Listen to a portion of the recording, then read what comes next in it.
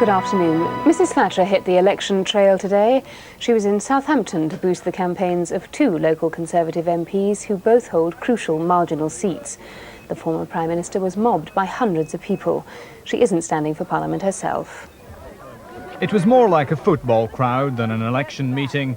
There was no advance publicity, but by the time Mrs Thatcher arrived on the streets of Southampton, she was overwhelmed, but clearly delighted to be back on the campaign trail. Yes, there's a month to go, and we're working for victory. Are you able to say unequivocally that you support John Major's policies? John Major's continuing my policies. She would certainly have found little to disagree about the new poster the Tories unveiled today, designed to portray Labour as unfit for government. Michael Heseltine used the same argument in support of John Major's decision not to take part in a televised debate. Everybody knows that if you are a loser, you try to get the Prime Minister on the same platform as yourself. It is a way of giving the appearance of parity with the Prime Minister. The idea that Neil Kinnock is in any way capable of being Prime Minister of this country is preposterous, and the idea that Paddy Ashdown, with a relatively small number of votes, should have the entitlement to appear with the Prime Minister is a laughable proposition. Mr Major kept out of the row, but Labour centred their attack on Chancellor Norman Lamont's decision last night to accept an opposition challenge of a televised debate. They made asses of themselves over this, but who should be surprised by that? Do you want to add anything, Brian? Well, simply to observe, Roy, you're quite right. It's an amazing own goal, so it seems to me, for the Conservative government. Paddy Ashdown, launching the Liberal Democrats campaign, repeated his challenge. I challenge John Major and Neil Kinnock to face this new agenda. Never have we needed more a constructive debate. Then he boarded his campaign aircraft for a flight to Scotland. Along with the other party leaders, he starts his campaign out in the country this weekend. Virgin Airlines is to sue British Airways over an alleged dirty tricks campaign by BA to take business away from Virgin. Virgin boss Richard Branson has instructed lawyers to begin court proceedings in America. He's also planning legal action here.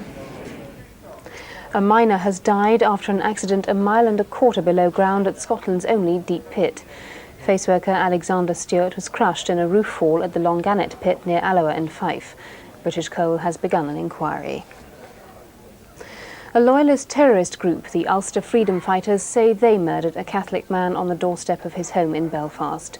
Liam McCartan's mother condemned the gunman who killed her son as sectarian scum.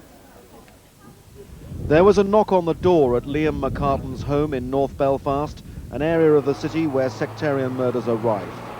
Minutes later, he lay dying in his mother's arms. I just saw these four men standing all in black.